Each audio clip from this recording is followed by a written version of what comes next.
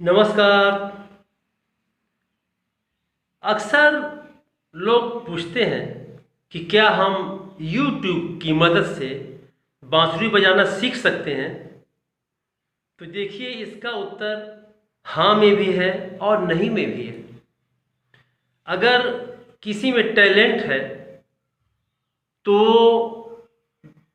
बिना किसी गुरु की मदद के YouTube से भी बांसुरी सीख सकता है, लेकिन इसमें समझ होना बहुत ज़रूरी है। लेकिन यह परेशानी है कि हर आदमी अपने को बहुत समझदार समझता है। तो आपने एकलव्य का नाम सुना होगा। उनका कोई गुरु नहीं था, सिर्फ गुरु की उन्होंने एक सामने मूर्ति रख ली और रोज़ साधना करते रहे, रोज़ साधना करते रहे और वो महान धनुधर हुए।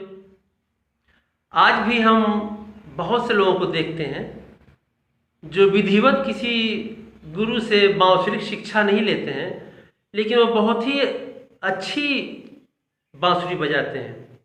मेरे कहने का मतलब ये नहीं है कि गुरु से शिक्षा नहीं लेनी चाहिए।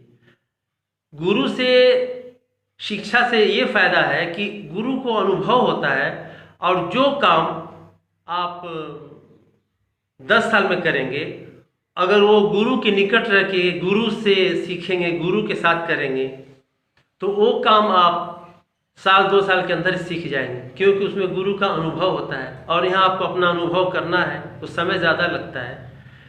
तो अगर किसी को गुरु की सुविधा नहीं है तो उसे निराश होने की ज़रूरत नहीं है। वो यूट्यूब की मदद से बांसुरी बजाना सीख सकता है।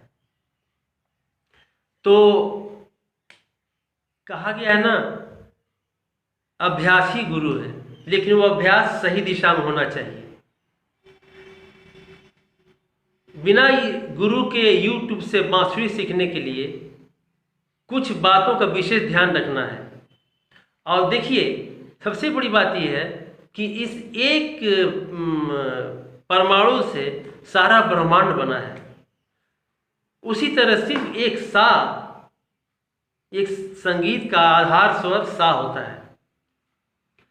तो सारा संगीत यही इसी सा से सारे स्वर हैं, सारे गामा पद है, निसा सानी धपम वगैरह, ऐसा कोमल स्वर, शुद्ध स्वर, मंद्र सप्तक, तार सप्तक, उसमें जितनी भी राग ने बस सा यानी कि स्वर। तो जब आधार स्वर अगर आपने सही कर लिया एक बार, तो आगे की आपकी यात्रा बहुत सुगम हो जाती है। तो इसके लिए ज़रूरी, जिससे मैंने पहले कहा कि इसमें टैलेंट होना चाहिए, और ये टैलेंट का ही परिणाम है कि बहुत से लोग बिना गुरु के ही बांसुरी बजा लेते हैं। समझदारों को इशारा काफ़ी होता है, और समझदार इंसान उड़ती हुई चिड़िया से भी शिक्षा ले लेता है। लेकिन शुरू में, कम से कम शुरू में, अगर आप किसी गुरु के निकट रहकर अभ्यास करें तो ज़्यादा अच्छा रहता है। लेकिन अगर आपको गुरु की सुविधा नहीं है तो आप YouTube से बांसुरी सीख सकते हैं। बस बांसुरी सीखने के लिए एक बात का ध्यान रखें, कुछ टिप्स मैं बताता हूँ कि जब आप YouTube से बांसुरी सीखें तब किन किन बातों का ध्यान रखना है।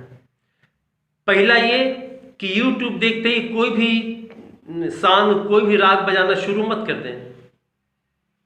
आप सबसे पहले अपना सा साधें, और सा जब ये बात साधें, हारमोनियम की सहायता से साधें कि सा कहाँ बोल रहे हैं, ताकि आपको सा की अच्छी पहचान पकड़ हो जाए कि ये सा हम बोल रहे हैं। सा यानी स्वर को साध लिया आपने। फिर उसके बाद फ्लूट पर सा निकालिए, खूब क्लियर सा बजना चाहिए, तानपुरा लगा लीजिए और सा को खूब खूब सुंदर बजाइए, बिना आवाज़ कटे फटे, इस तरह। जब आपको खूब सा सध जाए और आप फिर भी आपको शंका होती है कि सा सही, हालांकि अपना अंतर्मन बता देता है कि हाँ ये स्वर सही लग रहा है। तो जब आपको सा लगाने में खुद अच्छा लगे और मन एक अनंत गहराइयों में डूब जाए, सा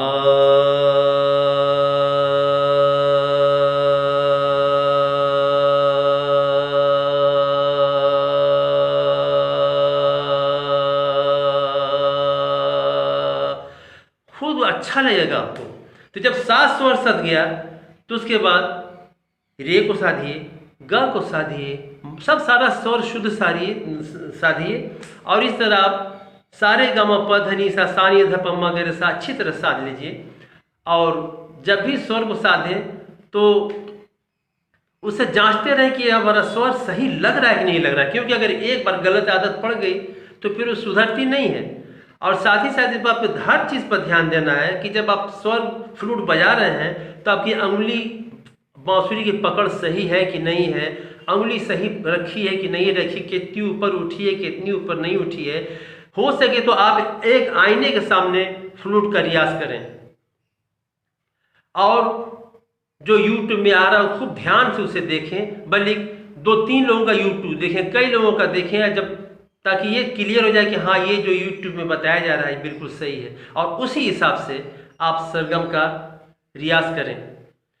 जब सरगम का रियाज हो जाएगा तो उसके बाद आप अलंकार का रियाज कर सकते हैं, क्योंकि एक सरगम सही हो गया ना, जब सास सद गया तो उसके बाद रे सदना आसान हो जाएगा, ग, इस तरह सातों स्वर आपके सद जाएंगे, फिर कोमल स्वर सद जाएगा। उसके बाद जब आप अलंकार बजाना शुरू करेंगे तो देखिए होता है कोई भी आदमी जब हिंदी सीखे हम या इंग्लिश से कोई भी ग्रामर सीखा जाता है तो कैसे से हिंदी सीखा क ख ग घ, इंग्लिश सीखा ABCD। जब यही क ख ग घ पढ़ते पढ़ते जब बच्चा कुछ तैयार हो जाता है तो गुरु कहता है भाई क पर कु का मंत्र कु, की का मंत्र की। उसी तरह स्वरों में कोमल स्वर, शुद्ध स्वर, तार सप्तक, बंद सप्तक। फिर जब को बताया जाता है कि भाई पढ़ते पढ़ते जब अब क हो गया तो अब क अम अल जोड़ दे कमल हो जाएगा, घ अर जोड़ दें घर हो जाएगा। और एक समय ऐसा आता है कि आप वो आदमी वो भाषा खूब धड़ल्ले से पढ़ने लगता है, लेटर लिखने लगता है, खत लिखने लगता है, यहाँ तक कि एक कुशल प्रवक्ता भी बन जाता है। वही चीज़ है। तो संगीत में इस बात का ध्यान रखें कि सबसे पहले सा को अच्छी तरह साध लें, पूरा कन्फर्म लें कि हाँ सा अच्छी तरह सध रहा है और उसको बोलने में अच्छा लग रहा है। तो फिर रे को साधे, ग को साधे, जब सारा स्वर सध जाए तो उसके बाद जब आप अलंकार का अभ्यास करें तो अलंकार का अभ्यास भी सही सही बजेगा, ताल के साथ करें। और इस तरह अलंकार ही तो है सब। जब अलंकार सध गया तो उसके बाद आप कोई भी राग रागनी गाना बजा सकते हैं। देखिए राग रागनी सीखने के लिए तो गुरु की बहुत ज़रूरत है, लेकिन अगर आपके पास गुरु नहीं उपलब्ध है तो आप अच्छे गायकों का, वादकों का गाना सुनिए, उनका बांसुरी वादन सुनिए और उस पर विचार करिए, उसको सुनिए अच्छे तरह की, कैसे ये बजा रहे हैं, कहाँ से आलाप ले रहे हैं, कहाँ से तान कर रहे हैं और किस तरह इसमें कर रहे हैं, उसको जिससे आपका ज्ञान। देखिए सुनना भी आधा सीखना होता है। तो इस तरह अगर ये 2 टिप्स को ध्यान रखेंगे तो आप YouTube की मदद से ज़रूर बांसुरी सीख सकते हैं। मेरा ये वीडियो यदि आपको पसंद आया हो तो इसे सब्सक्राइब करें, लाइक करें और शेयर करें और साथ ही साथ घंटी वाले बटन को दबाना न भूलें, जिससे मेरा आने वाला हर वीडियो आपको समय से मिलता रहे। और फिर मैं एक बार इसको अच्छी तरह समझा देना चाहता हूँ कि आपको जब भी YouTube से फ्लूट सीखें तो पूरी होशियारी से, समझदारी से और कदम फूंक फूंक कर रखें। आज जो मैंने टिप्स बताई है उस हिसाब से आप YouTube की मदद से बांसुरी सीख सकते हैं।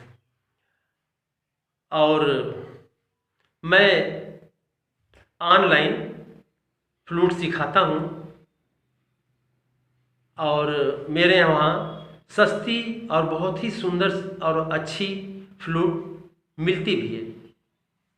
तो नमस्कार।